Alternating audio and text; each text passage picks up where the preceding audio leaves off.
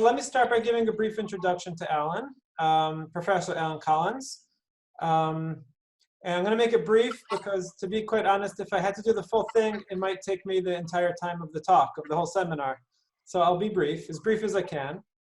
The truth is that having read 1, 2, or more articles, chapters, or books by Allan, you already know that he doesn't need much of an introduction. Allan has had a prominent and leading voice in the educational world for several decades now, with an ability to drive disciplines forward with timely big insights and conceptual innovations. As a community like ours focused on educational technologies, Allan's foundational work on situated learning has provided us with a large theoretical orientation that frames our work. His work on classroom learning communities gave us practical points and well-needed definitions so we can better understand what is meant by communities and why they're important. His work on cognitive apprenticeship has helped us understand the role of human relationships have in learning, and the conceptualizations of design-based research has helped us on our path to both study learning in complex environments and to create innovative classroom communities. The most amazing part, in my opinion, though, about Allan is not just that he was one of the founders of the learning sciences as an academic field in the late 1980s, but about 15 years before that, he was the first chair of the Cognitive Science Society, where he began his academic career as a cognitive scientist. There, he's well known for work on semantic memory, mental models, artificial intelligence, plausible reasoning. And today, he's been recognized as one of 37 living scholars who have been most influential in the field of psychology. So all this work in the educational learning sciences is like a second successful career. So it's truly humbling. Today, Professor Collins is a fellow at the American Association of Artificial Intelligence, fellow at the Cognitive Science Society, the American Educational Research Association, the American Association for the Advancement of Science. He's listed as who's who in America, who's who in American education, who's who in science and engineering, who's who in technology today. There's a lot more for me to add to this list, but as I already said, we want to hear a talk today. So my final point is that Allan has written 2 books as of late.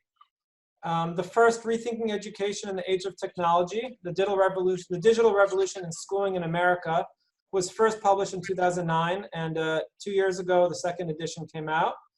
And the second book, which is the focus of today's talk, is a related book entitled What's Worth Teaching? Rethinking Curriculum in the Age of Technology. Both of these books are timely, jump-starting a vital conversation, a vital societal conversation that needs to be happening more and more today that has to do with how we create schools that meet the needs of our currently rapidly advancing technological society.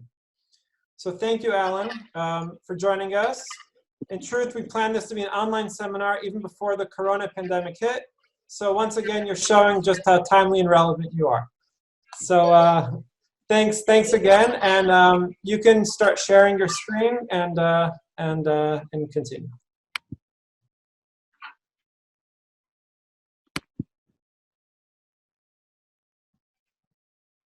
Okay, so I guess I just start. Let me move my slides over so I can read them. Basically, this second book, the first book was about how technology is changing kids and their learning. This book is about how we need to change schools. So it's my pontification about the problem with schools and how we can improve them. So the table of contents for the book, the first chapter is my rant on what's wrong with the school curriculum. Then I talk a bit about how kids are living in a different literate world than most of us grew up in. They're texting to each other. They're posting pages on Facebook. They're joining fan fiction clubs and gaming communities. So they're just living in a very different kind of literary world than most of us as we grew up. The third chapter is about the gig economy and how it's changing uh, our need for self-sufficiency. I like to say that back before the Industrial Revolution, everybody was a freelancer. And now it appears we're moving back to that freelancing world. They were freelancers as farmers, basically, in the old days.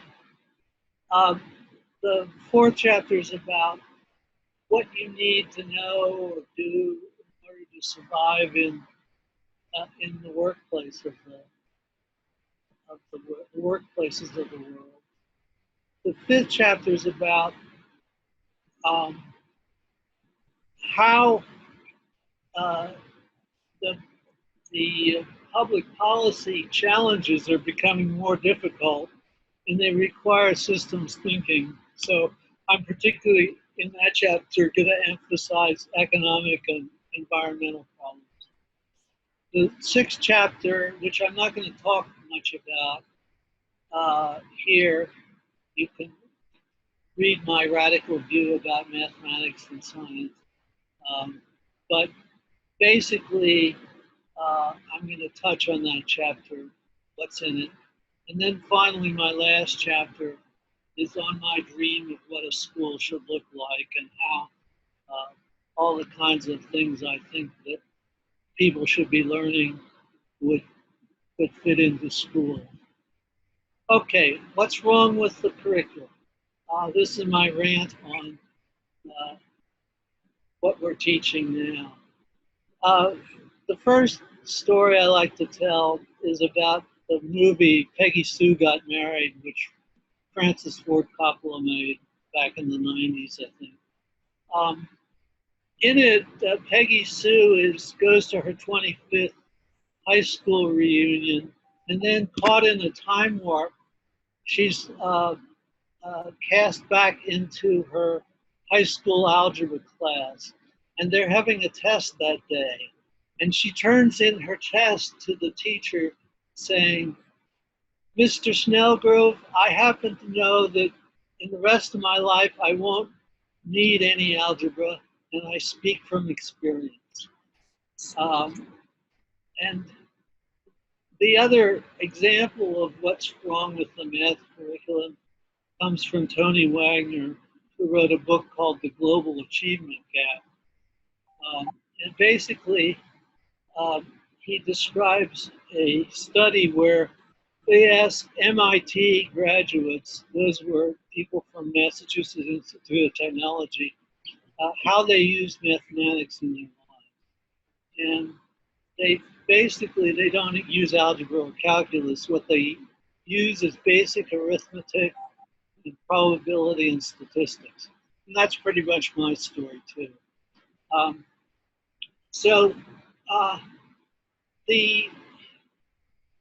The math we're teaching in general, like algebra, is just not very useful. The Phil Sadler story is about science education. He was an astronomer at Harvard who asked graduating seniors, 24 graduating seniors, what causes the seasons and what causes the phases of the moon. Only 3 actually knew the correct answer to what causes the phases of the moon. Most people think it's the Earth's shadows. Only one person knew what causes the seasons, even though this is stuff that's taught typically around middle school. So if you want to know the answers to those questions, I explain it in the book. Interest groups impose their... So another problem with the curriculum is that we have in America all these different interest groups trying to impose their favorite topics. Conservatives want us to learn about Ronald Reagan, and liberals want us to learn about Franklin Delano Roosevelt. Biologists want us to learn about stomata, and historians want us to learn about the French Revolution. None of these topics are really critical to being able to think smart and make, they just aren't powerful ideas in general. The next topic is from the Third International Math and Science Study, and Valverde and Schmidt wrote an analysis of why American students do very well in the 4th grade and not very well in the 8th grade. And what they said was that our textbooks are full of many different topics as compared with foreign countries. And so basically what they're saying is that our curriculum is a mile wide and an inch deep. Now, I don't know about the Israeli curriculum, but it's probably better than the American curriculum. Anyway, so my argument is unless schools let kids pursue topics that they care about, they're going to forget almost all of what they're taught. Next chapter. Okay. So the first chapter is my rant on testing. Testing is really perverse in two very deep ways. One is it turns kids into winners and losers, and almost all kids in school are losers.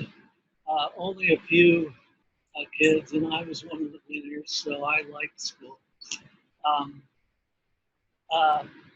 I like to tell the story about how when I was in San Francisco on sabbatical, I was reading a book called Cultural Literacy by E.E. Hirsch. And in the back of the book, there's a list of all the topics he thinks are important. And there were things like Antony's speech at Caesar's funeral and atomic weight. And so when I would take the bus to various places with my daughter, I would ask her what she knew about each of his topics, and then I would tell her what I knew. And one time when we were going to the San Francisco Zoo, a kid got off the bus before the zoo, and he said, "That's the best bus ride I've ever had." Well, unfortunately, my head is filled with all these trivia that I never used. But I just don't advocate that for teaching. So the one problem is that kids are winners and losers in the testing world. The other is that the testing narrows the curriculum. And so this is a list of all the different kinds of things. Particularly the first one is what I want school to be, where kids are investigating complex problems that actually arise in the world, like why we have a obesity epidemic and why globalization is a problem. These are real problems that kids should be investigating, in my view, and trying to come up with their answers and their solutions. The second thing is these are all things we just don't know how to test. And so they're not on the test, and so we don't teach them. So these are the kinds of skills that are really incredibly important. The last one that went off the screen a bit is listening to other people and making sense of different points of view. I mean, that's a really important skill if you're going to work with other people. And again, it's just not taught anymore. Okay, my second chapter is about the new literacy. The kids are living in this world where they're texting, they're participating in Facebook, etc. I argue that there's really three very important kinds of skills that we don't teach that are literacy skills. One of my colleagues, Marcela Borge, has been running an after-school club. She calls it the Design Club, which kids sign up for. year after year. And they have to design, for instance, they have tasks like designing a garden for a particular kind of family. And so she's teaching them about human-centered design. And they have to first produce a plan on paper and pencil, and then with Legos, and then in Minecraft. So they're learning some technology as well as how to work together. And so they have to learn how to carry on dialogues, and they actually get quite a bit better over the years as they do this. How to be persuasive and how to negotiate effectively together. So these are really important skills that we don't teach and yet. And so I talk about what you need to know to be persuasive, what you need to know to negotiate effectively in the book. Okay, next chapter. So the third chapter is how to survive in the gig economy. And I have this radical view of what sciences we should be teaching. Instead of teaching physics and chemistry and earth science, we should be teaching things like health science, economics, and environmental science, because those are the sciences that kids are actually going to need to learn in order to be productive.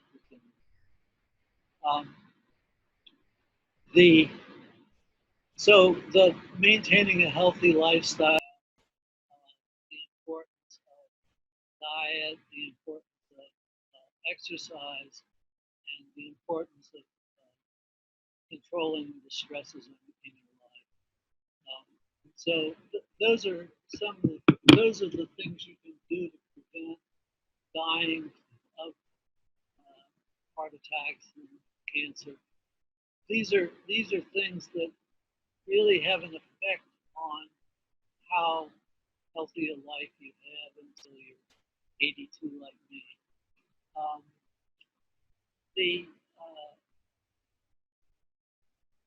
Let me just say that kids don't know anything about how to live a healthy lifestyle because we don't teach it. We have health classes here in America, but they hardly cover the things that you can do to prevent different kinds of diseases. So we're all dying of our lifestyles. On the financial matters, I go into detail a lot about economic thinking, how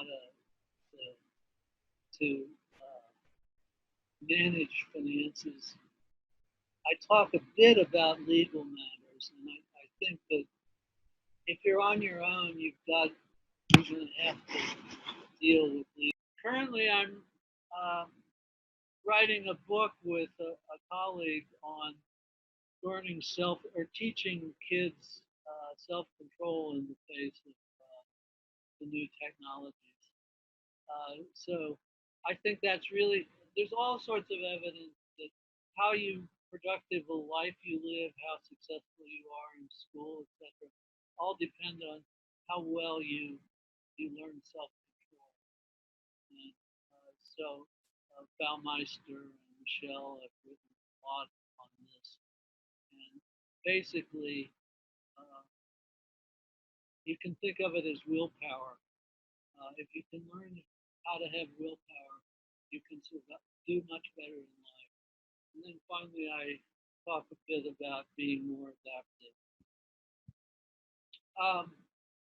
Careers in the new economy. Well, that's, I think, chapter 4. It's on routine jobs are disappearing. And so all the jobs that are going to be left pretty soon are going to be things that require a lot of thinking. And back in the 80s and 90s, I ran an experiment on creative thinking. What I did was ask people at my workplace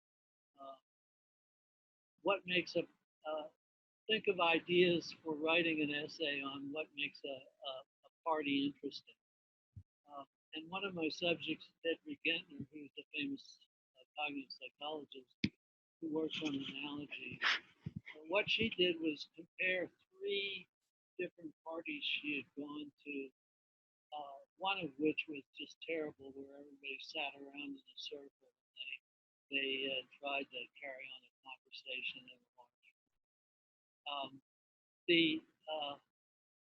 And so she came up with two critical variables that she thought she was doing case comparison, one bad party and two good parties, and tried to come up with the critical differences. And she came up with the idea of cover, which was having lots of places where little groups could form, and disruptive activities like dancing and food and getting drinks as things that could be used to get out of a group that's not working and go do something else, go to find another group. And she made an analogy to a chemical soup where chemicals go around and they precipitate out of the solution. So what she thought was that basically in a good party, people move around from group to group, and then they find a group that really works together, and then they just stay and they resist the disruptive activity. So that was her systematic way of doing creative thinking. Another subject I asked was a founder of artificial intelligence named Oliver Selfridge, and he took as his target structure the set of critical elements or primitive elements like the chemical element. And what he used was a systematic strategy of perspective taking. And this kind of strategy is described in the book. Chapter 4 on careers in the new economy. Well, first of all, routine jobs are disappearing, and I think we can teach creative thinking, like strategies like perspective taking and strategies like case comparison and making analogies. Critical thinking, I talk a lot about cost-benefit analysis as a way to do critical thinking, but I talk about other ways to evaluate, reflect on things. Managing time and resources, well, I particularly think it's important to learn to deal with deadlines, and I'll come to that very back briefly. So there's a little bit on managing time and resources, and more on the kinds of problems that groups have working together and how you fix those. So that's the chapter on the new economy. Public policy challenges. So I talk a bit about understanding complex systems, particularly referring to work by Donella Meadows on leverage points and feedback loops. So I'm going to go to the next slide on environmental issues. So I think kids need to be thinking about various environmental issues like population growth. We're headed for 11 billion by about 2100. How are we going to feed them? And how do we have to change our agricultural policies to survive with 11 billion people? The critical resources are things I think like fresh water. How do we deal with those kinds of problems? Pollution, India and China are really knee deep in pollution problems, and we have a new pollution problem of carbon pollution. So how do we solve that problem? E.O. Wilson says that half the species on Earth will be extinct in the next few years at the rate we're going. And then finally, there's the whole problem of climate change and how do we deal with that. So these are issues that I think kids should be thinking about and investigating and trying to come up with solutions. Do you want to change to the next slide? Here's some economic issues. Most people do not understand why we have recessions, depressions, bubbles, and booms, and how we can prevent bubbles. For instance, we had a housing bubble in America back in 2008, which almost caused the worldwide depression, but we managed to avoid it. They also need to understand about government debt, which is very different than personal debt, because countries never pay off their debt. Basically, there's times to increase the debt and there's times to decrease it. And America, for instance, should be decreasing its debt, and instead is currently increasing. Markets, well, they should be in the Corona recession, they should be increasing debt, which is what they're doing. Markets, as Adam Smith said, markets are self-correcting. So if something is scarce, then lots of people, it will cost a lot, and then a lot of people will try and produce it. And when things are overabundant, the price falls, and people stop producing. So, but the trouble with markets is they don't consider lots of costs. So, for instance, companies dumped a lot of pollution into the Hudson River, and it became lifeless because of all the pollution. So but there's lots of other kinds of things, like if a company closes a factory in a town, that lays off a lot of people, which costs the government money to pay unemployment, and it causes the town. So there are lots of costs that markets don't consider, and so government has to correct those. And so people can't just, capitalism doesn't work without a lot of government control. I think most countries know that much better than America. Incentives, one economist liked to tell the story of how England used to ship prisoners to Australia, but the problem was a lot of the prisoners would die on the way, and the British public got very upset about this, and they tried all sorts of things like putting doctors on board the ships, but that didn't work. And an economist pointed out that all they needed to do was pay the ship captain for the number of healthy prisoners they delivered to Australia instead of the number that are deported. And that fixed the problem. Globalization is caused, I think, the British to pull out of the common market. It's caused us to elect Donald Trump because of all the people coming into the country. So our problem is people need to understand what globalization is good for, and how to deal with the problems that arise.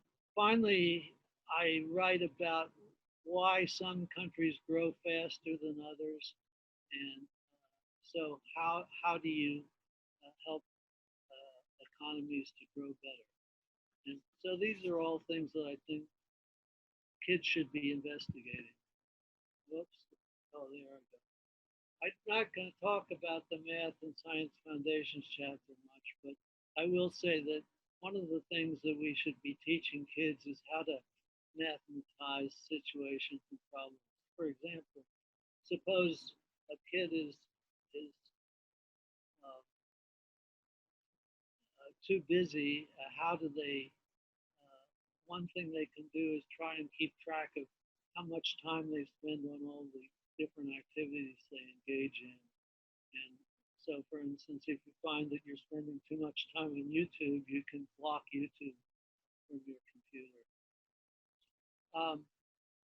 Making, they also need to learn how to test hypotheses and conduct experiments. I like to tell the story of Barbara White, who um, had kids wanted to have music while they worked at home. And so they conducted an experiment where they worked comparable sets of math problems with music and without.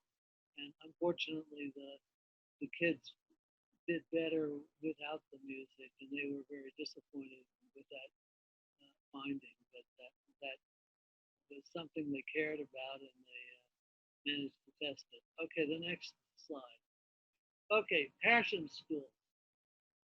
So my design is sort of influenced heavily by two cases. Barbara Rogoff sent her kids to what she called a community of learners school.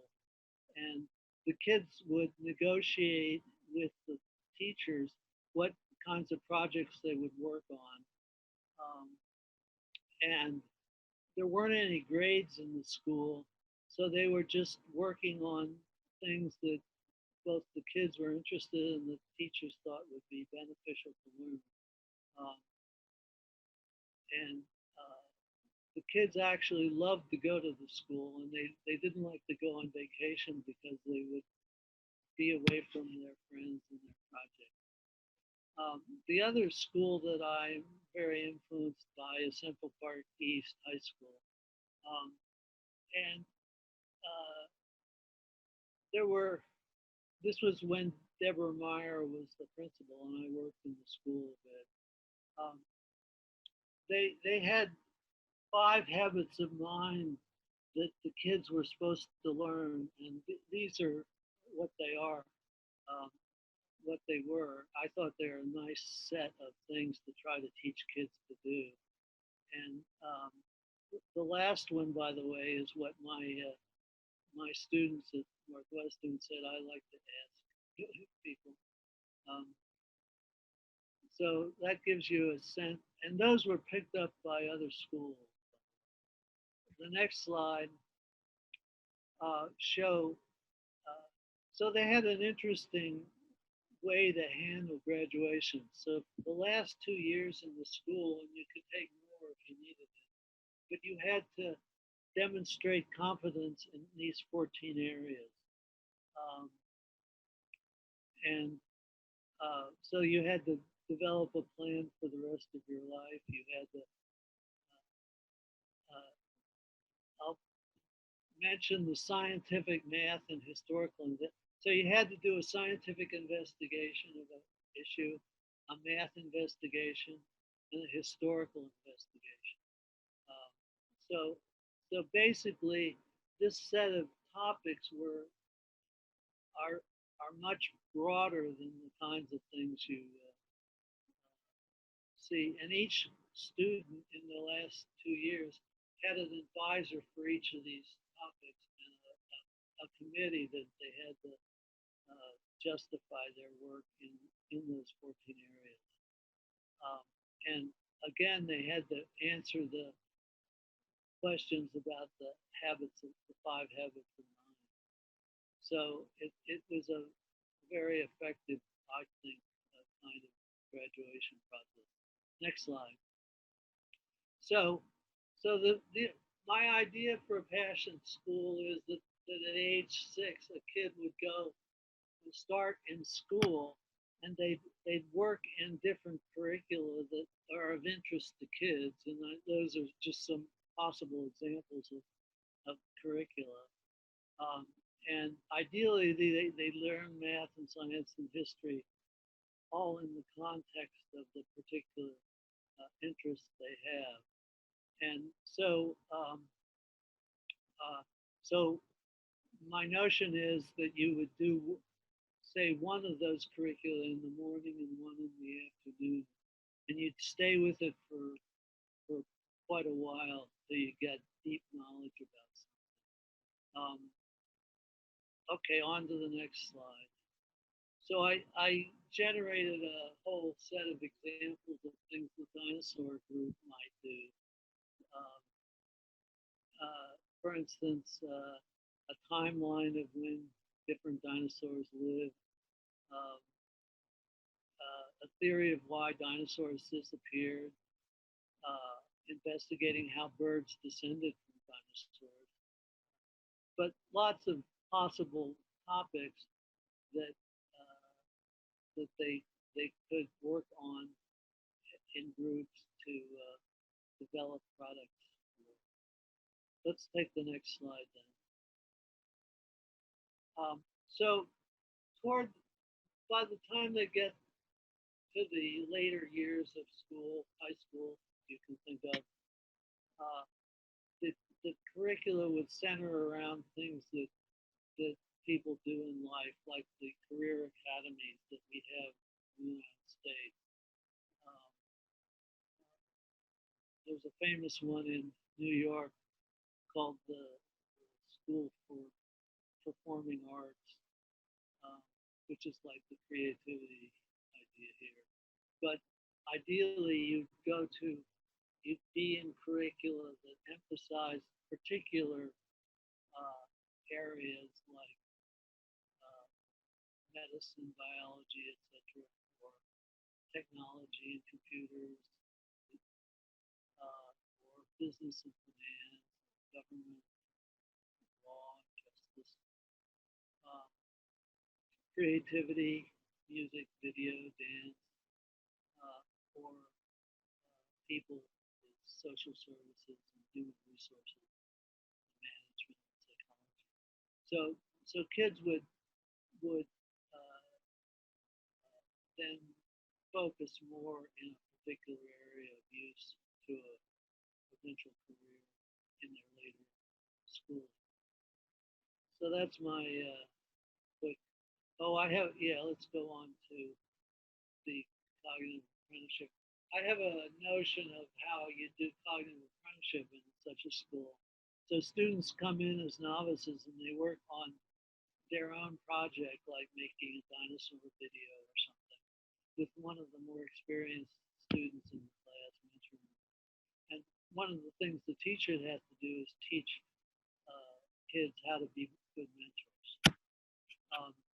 As they gain experience, they work on larger projects with other students where more advanced students serve as project and sub-project leaders, sort of enforcing the deadline. After they've worked on a number of different projects, they serve as mentor for a new incoming student. And then after their mentoring, they're ready to become a project or sub-project leader. Next slide. So assessment in the school would be digital portfolios of their work, all their work would be digitized. So that's how you communicate with parents about what the kids are doing. And then I love the graduation exam at Central Park East. I think that's a much better way to evaluate what they've learned. So next slide. So for the conclusion of my talk, I think it's possible to create schools that children love to go to. Currently in America, most kids think of schools as a kind of prison, where they work on meaningful issues and projects that they care about. Students work together to meet deadlines. Different curricula engage students in all the different kinds of topics I've outlined. And there's a focus on sense making and producing products rather than learning facts and procedures, which is what we test. So that's my talk. Thank you so much, Allan, for your great talk. We were talking and we were thinking about if you are actually calling for diminishing disciplinary boundaries, and also if you were thinking about how to try and transform learning into a more pragmatic thing, and if so, if you want to emphasize the pragmatic aspects, what would happen to some of the learning in fields that are more I would say, more in the humanities, maybe Latin, maybe things like that, that people learn per se. They don't learn it for a pragmatic per se kind of thing.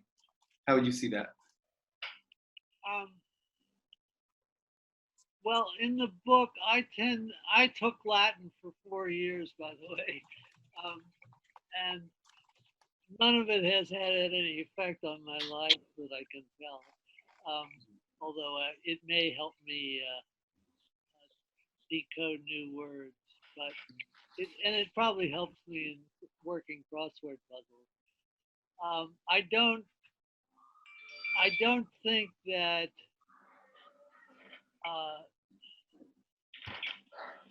I think that if people want to learn languages, they should, spend a fair amount of time trying to learn those languages.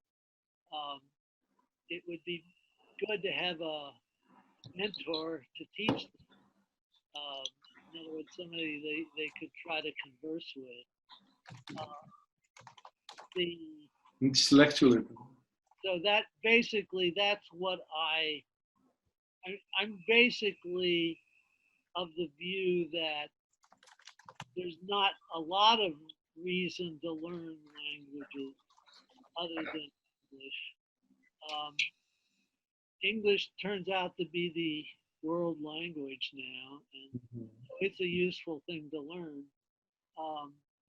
And it would be good to have a teacher who knows how to do it conversationally rather than a lot of reading. Most of the I took Latin, French, and German, and I don't speak any of them. And it's not. I just, for the most part, it was time wasted for me. When there's really important things to learn, like how to write, whatever, how to be persuasive. So that's my general view on language. Does that address what you're asking? Well, it's like it's sort of you want to make it more operative and more pragmatic and less sort of this intellectual kind of pursuit that was part of the past. Maybe is that what you're trying to say? I'm not sure I understood your question. I mean, are you trying to emphasize more a pragmatic and way of teaching, and to translate things that are disciplinary to pragmatic, to their pragmatics? Well, I guess I tend to be a very pragmatic person. Okay. So I probably will plead guilty. Basically, I think the way we're teaching language now in America is pretty useless, and so that's why.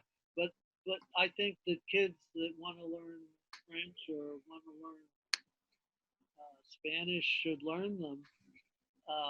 But I think I mean, and there are language tutors that might be useful for that. Babbel is one. Yeah, but language philosophy is.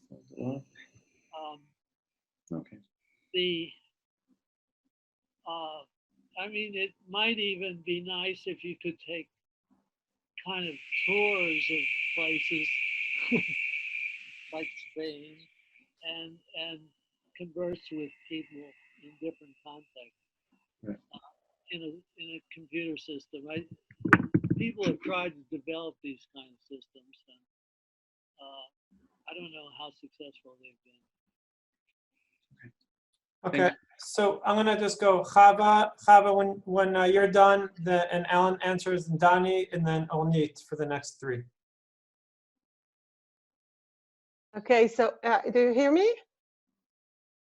Yeah, so thank you very much, Professor Collins, for enabling us to think again about the big ideas of education. And actually, I wanted to ask the same question as Oren asked, if we're, so, but I think you already referred to it a little bit. So are we giving up learning just for the fun of learning or just for the passion of learning? And are we, do you mean we should teach more skills rather than content? Or to still to decide which content is important for everybody to know? What is the core contents or ideas that everybody should know?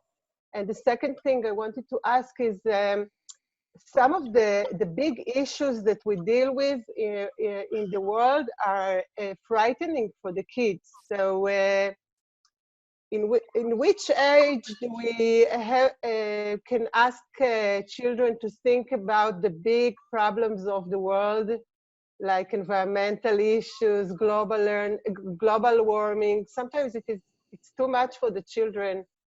That's Well, it. First of all, my basic view is that kids should learn deeply about things they care about, which is to pick.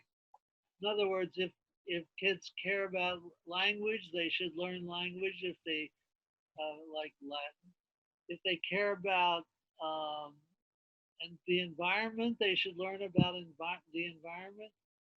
Uh, I think, I mean, it is important for everyone to understand something about our environmental problems. I don't know that I emphasize they do it when they're really small. I think it's something they might do more in the high school years. But if they're investigating real big important issues like climate change, I mean, there should be a little. I mean, every one of us should be a little bit scared about that. They can manage it as well. I mean, it's not scary in the same way a creepy story is scary. So it's not gonna produce big emotional reactions. But I want kids to be understanding how the world's changing and what we need to do. And I think having them try to formulate solutions is really would be a powerful thing that they can really get engaged in. So Yeah. I think a lot of kids care about the environment, and so it's an important thing for them to learn about. Yeah, sure. Thank you. Your question? Yeah, thank you. Danny, you can go ahead now. Thank you. Allan, thank you for bringing back passion to the front of the discussion on learning and on educational institutions. I think passion is really missing, and I thank you for using this word. If I may, I would add an emphasis on humanities and human beings, which probably you said that and I couldn't hear that. But I think social, emotional issues need to be emphasized in your passion school. But I do have a question, and that is, if you wrote your book post the Corona era, what would have been different? Well, I mean, one of the issues that it isn't discussed, but which comes to the fore, maybe in the environment, but there's been a lot of there are books written about the potential of such of different kinds of plagues occurring, different, Yes. and certainly those are issues that kids might study in the environment. They might study it. I mean, those are health issues, and Yes. health is one of my big important sciences. So I think that in the health group, they should be studying things like the coronavirus epidemic and how it could have been, how it can be best prevented. I think in Hong Kong, they have a much better understanding of, of that kind of issue than America. Yes.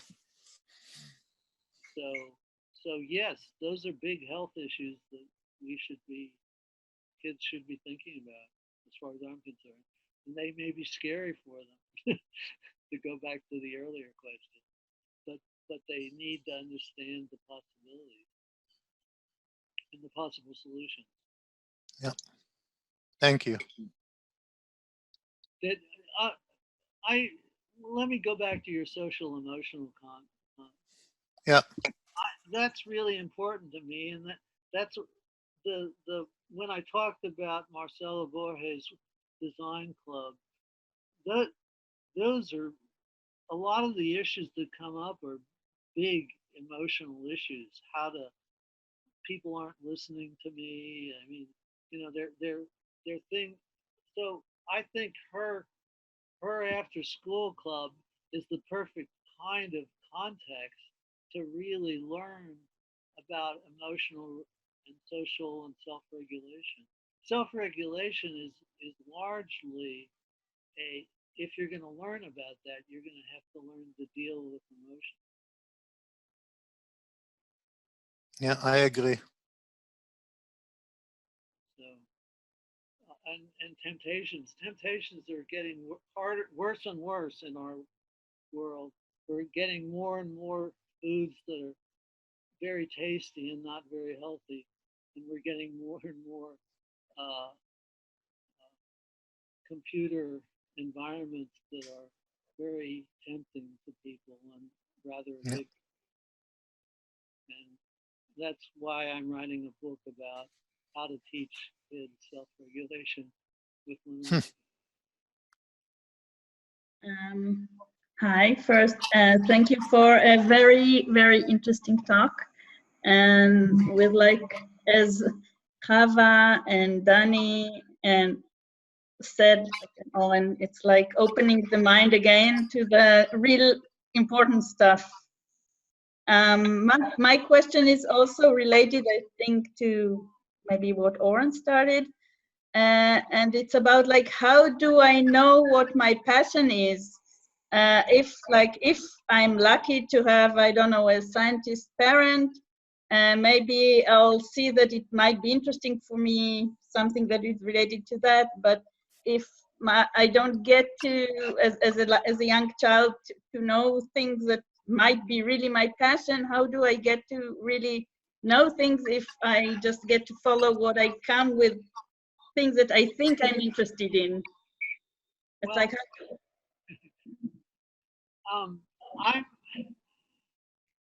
I was a kid who was interested in most things and not passionate about anything. So I'm your perfect candidate for your question, I think. I think that I could pick, I remember I sort of liked astronomy, so the sun, moon, and stars curriculum, if there were one, would be something I would be interested in. I don't know. Oh, I like puzzles and games too when I was a kid. I don't anymore, but kind of sports and games kind of curriculum I probably could have gotten interested in. So kids, some kids are very passionate about something, and most kids aren't that passionate about anything in particular. But they do have interests. And I think that if they choose things they're sort of interested in, they might develop passions even as they work on them and think about them a lot. So I call it a passion school, but not every kid has a passion, but a lot of them do. A lot of them, some really like big vehicles. Some get into bugs like E.O. Wilson.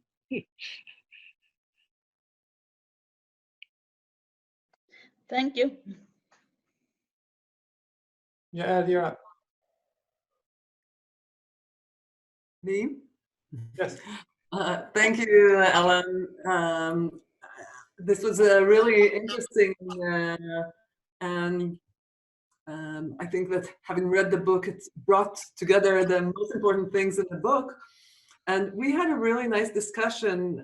We were Shiri and Alex and Michal, who I didn't know before.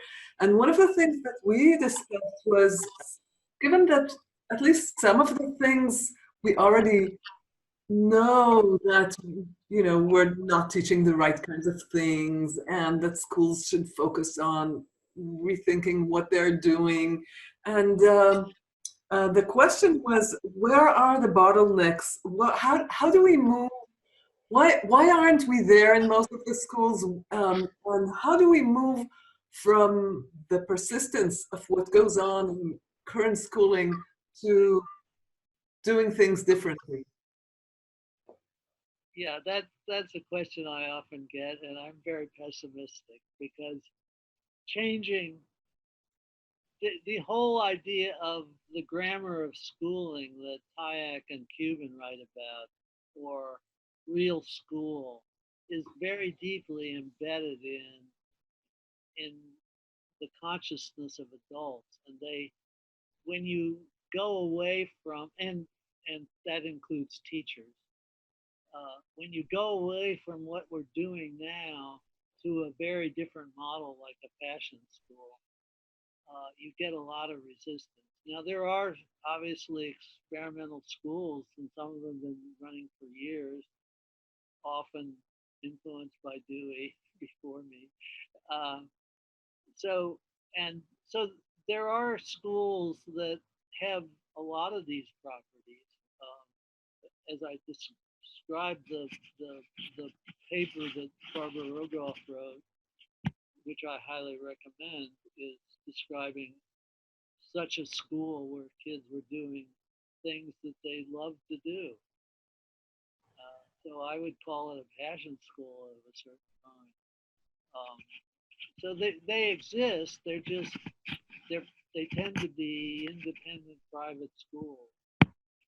I actually think Montessori schools tend to get kids interested in things and kids helping each other. So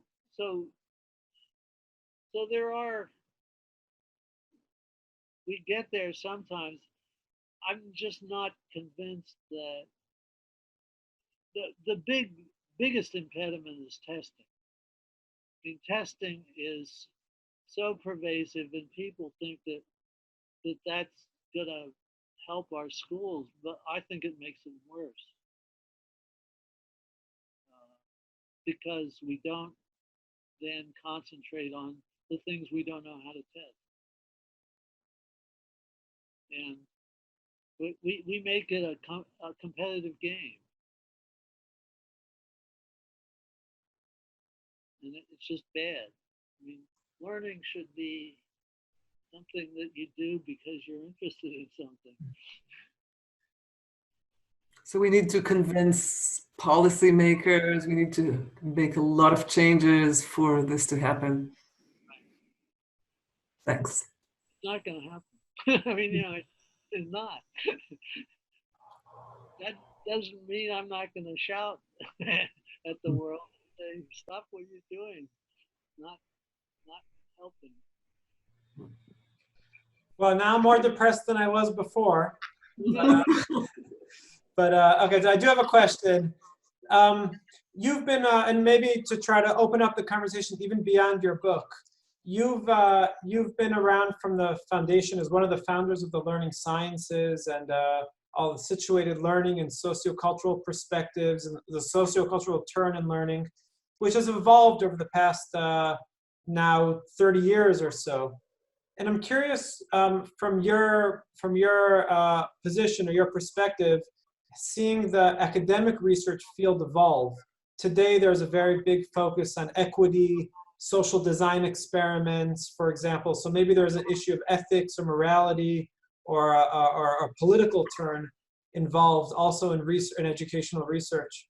So I'm curious, maybe if you can comment on what's your view on how you see educational research's evolvement over the past 30 years, and are you happy with where it's gone? What do you see are maybe new directions or directions that you think we should be investing in? Yeah, I mean, I'm happy with some of it. I really like Rebecca Black's work on studying these kids learning English with fan fiction clubs. And so I think it's important to study how kids are learning outside of school,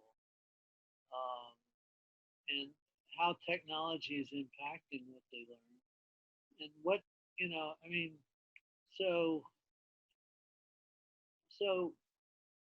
so I think the first book I wrote with Rich Halverson is a lot on what kids, how learning is sort of moving outside of school, and kids are learning stuff through their use of technology. And I think that's happening. I mean, the homeschooling movement is something that's really empowered by technology. And a lot of parents, because they don't think they're experts on anything, don't try to teach. They try to support their kids when they pursue their interests. And so a lot of homeschool kids really do learn about things they care about. And parents generally support that. So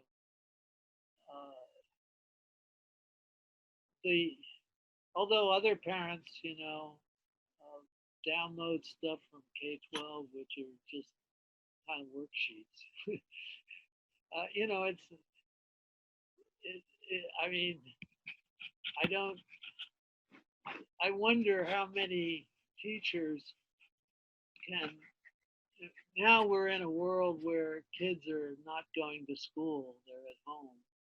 And I wonder how many teachers are encouraging them to pursue things that they're really deeply interested in. It would be a good thing for them to do, because you can learn a lot from the web. And I mean, they could give them assignments like write an essay on how to improve something that's wrong with the world, like the environmental policies. So those would be really useful things for kids to be trying to do, and this would be an opportune time to do it.